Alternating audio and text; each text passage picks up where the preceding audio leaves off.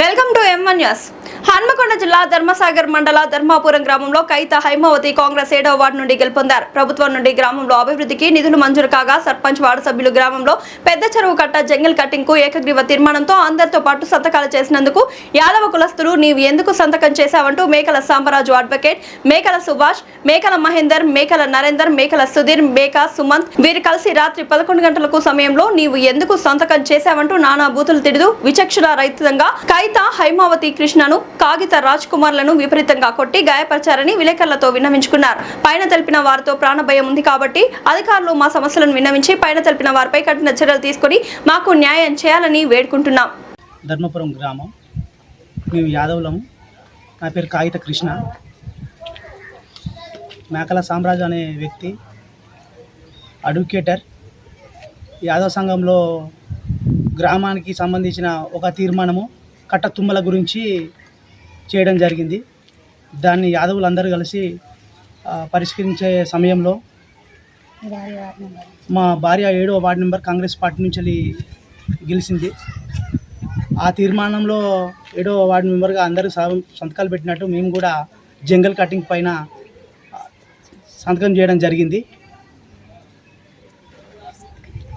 ఆ సంతకం ఎందుకు ఏ వలన చేసినావు, ఎలాంటి తీర్మానం చేసినావు అని చెప్పేసి మా యాదవులు అందరూ కలిసి మాట్లాడే సమావేశంలో మేకల సాంబరాజు, మేకల సుభాష్ అనే వ్యక్తి నా పైకి గొడవకు దిగడం జరిగింది. అక్కడ ఉన్న యాదవులు అందరూ కలిసి ఈ గొడవను సద్దుమనిపించి, అరే బాబు ఏమన్నా ఉంటే రేపు పొద్దున మాట్లాడుకుందామని చెప్పారు. అంతటితో గొడవ సద్దుమణిగింది. సద్దుమణితో అదే మేకల సాంబరాజు అడ్వకేటర్ అనే ఆయనే వాళ్ళ తమ్ముడు సుభాష్, వాళ్ళ తమ్ముడైన మహేందర్, వాళ్ళ తమ్ముడైన నరేందర్ వీరు అందరూ కలిసి రాత్రి 11:45 మా ఇంటి మీదకి కర్రలతోని రాళ్లతోని దాడి చేయడం జరిగింది. మా భార్యను, నన్ను ఇట్లా కొట్టడం జరిగింది.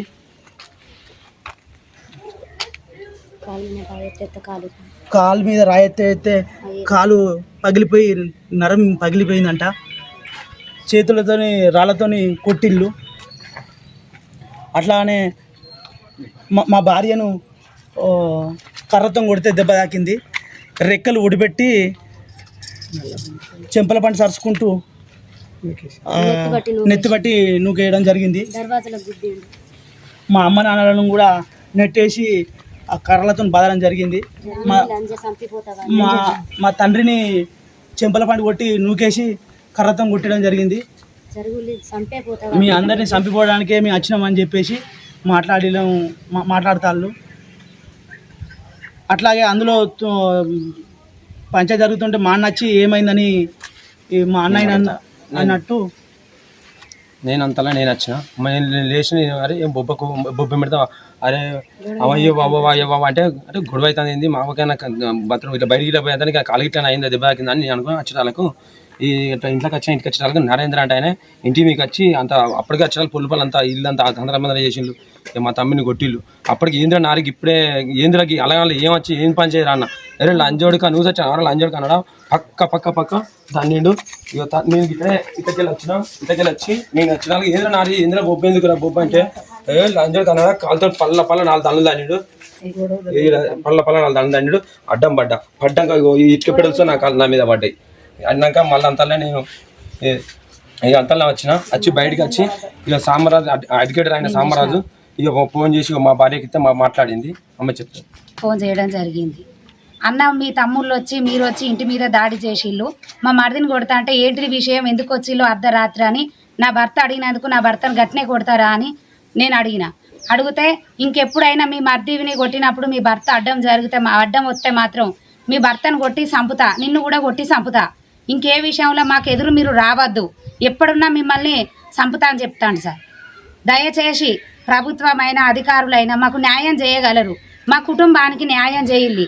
ఆయన అడ్వకేట్ అన్న పదవి ఉన్నదని న్యాయం కోసం నేను ఫోన్ చేస్తాను. ఆయన అన్యాయంగా చిందరవందర ఇల్లంతా వేసి కూడా మమ్మల్ని హీనంగా కొట్టి కూడా మా ప్రాణాలకు హాని ఉన్నది. ఆయన గురించే మేము భయపడతాను. ప్రభుత్వమైన అధికారులు, పోలీసులు అయినా కానీ మాకు న్యాయం చేయగలరని ప్రెస్ వాళ్ళకు కూడా కోరుకుంటున్నాను.